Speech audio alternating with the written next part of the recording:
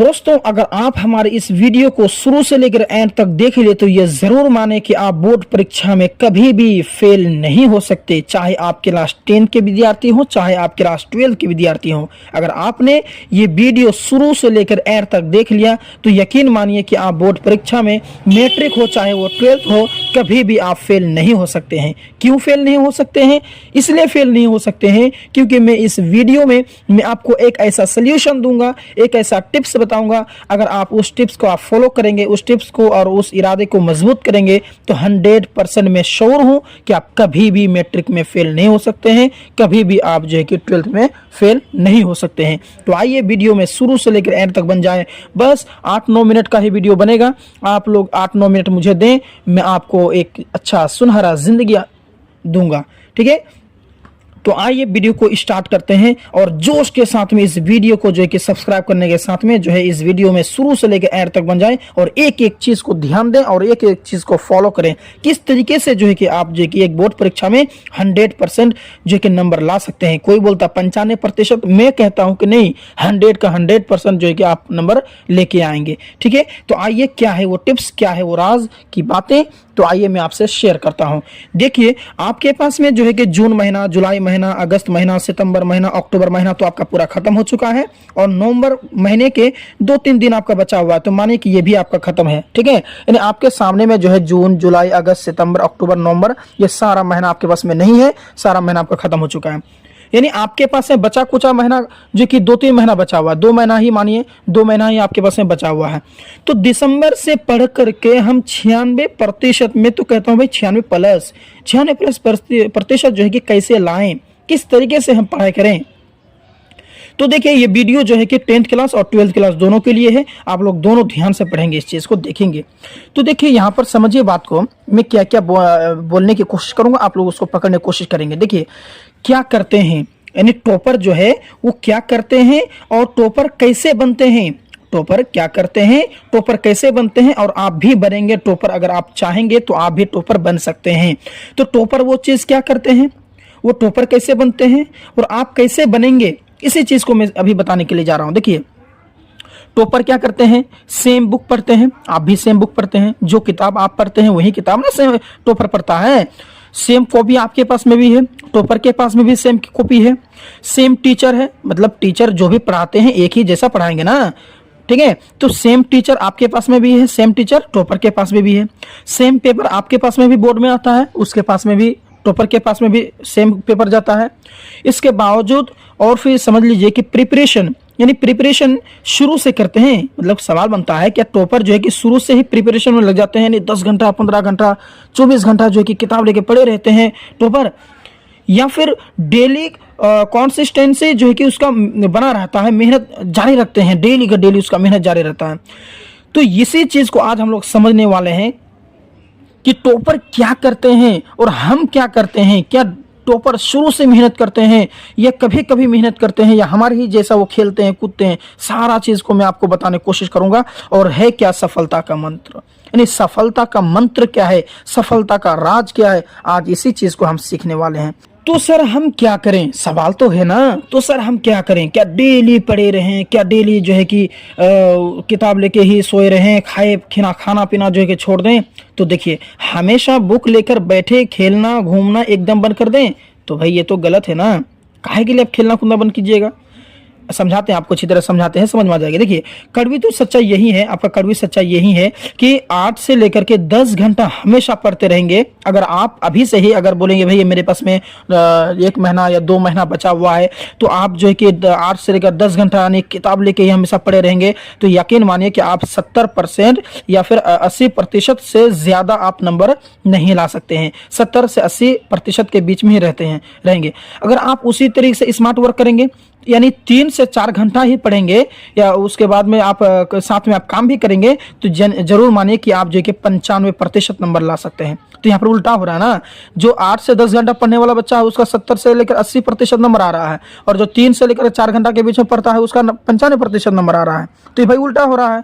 तो क्यों उल्टा हो रहा है मैं आपको समझाता हूँ। देखिए, एक गोल आप सेट करें अपने माइंड में, एक गोल बनाएं आप कि हमको कितना नंबर लाना है। आपको 70 नंबर चाहिए, 70% नंबर चाहिए, या फिर 80% नंबर चाहिए, या फिर 95% नंबर चाहिए, कितना नंबर चाहिए वो अपना दिमाग में आप सेट कीजिए वो बात को, ठीक है। उसके बाद में आप 2 नंबर में ये सेट कर लीजिए कि बेस्ट टाइम टेबल क्या है। बेस्ट टाइम टेबल का मतलब है कि ऐसा टाइम टेबल जो रोज फॉलो कर सके। एक चार्ट बना लीजिए, एक रूटीन बना लीजिए आप, और उसी रूटीन के हिसाब से आप पढ़िए।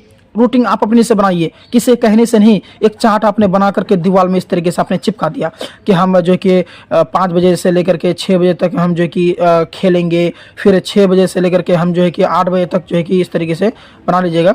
8 बजे तक जो है कि हम पढ़ेंगे 2 घंटा, फिर जो है कि रात 10 बजे से लेकर के 11 बजे तक 1 घंटा पढ़ेंगे। ऐसे अपने हिसाब से एक फिक्स कर लीजिए टाइम, और टाइम फिक्स करने के बाद में डेली फॉलो कीजिए ना। बहुत बच्चे क्या होते हैं 8 से लेकर के 10 दिन तक फॉलो करेंगे उस टाइम को, और उसके बाद में वो जो बंद कर देते हैं। भैया हो टाइम हुआ नहीं 6, भैया हो आपके पास टाइम हुआ कम 6।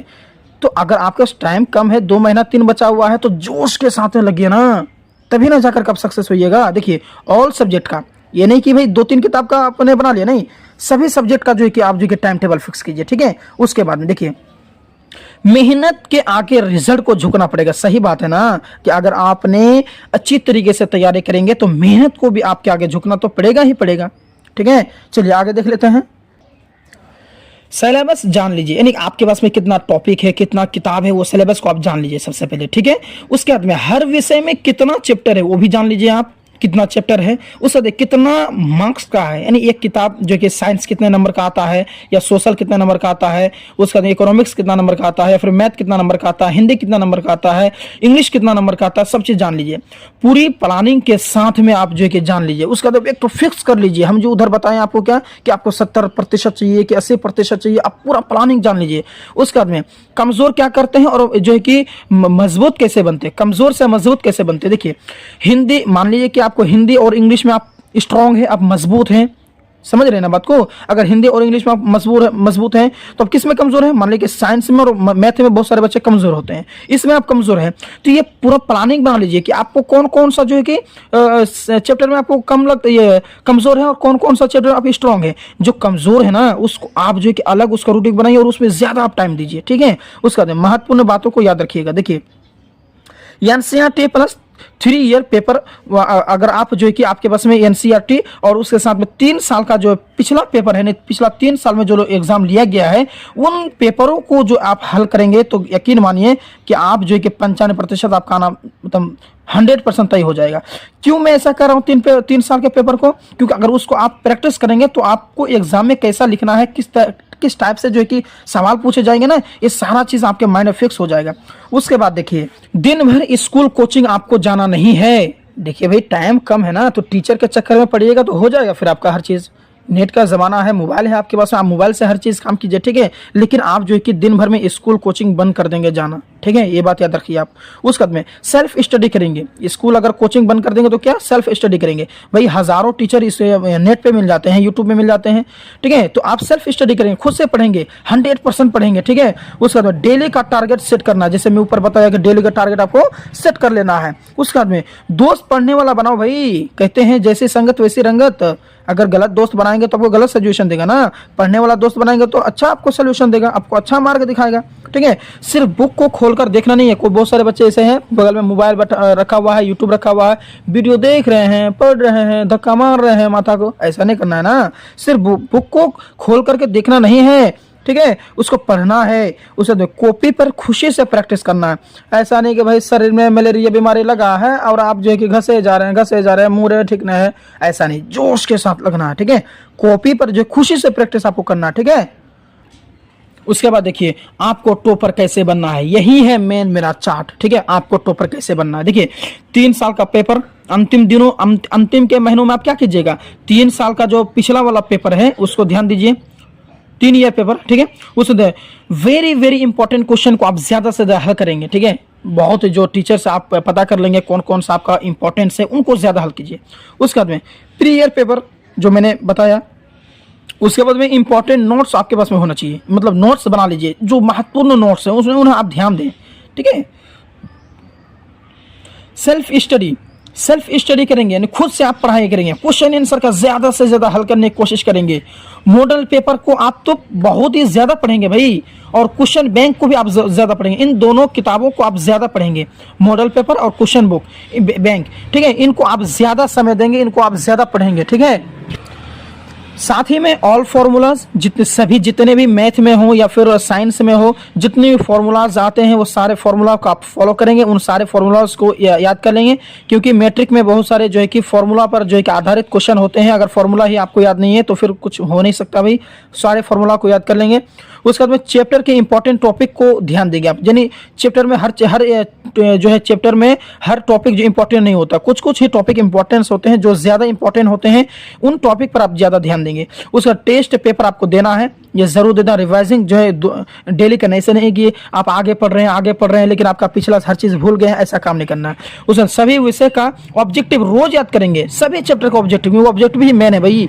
अगर ऑब्जेक्टिव ही अगर आप याद कर लेते हैं तो ये मानिए कि आप तो पास हो ही जाएंगे, ठीक है। इसीलिए सभी विषय का ऑब्जेक्टिव आपको याद करना है।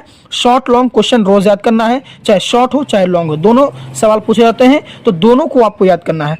अगर इस तरीके से अगर आप याद करेंगे तो 100% मानिए भाई कि आपका 95+ में बोल रहा हूँ, 95+ आपका आना पक्का है, ठीक है। ये 100% आप यकीन मानिए।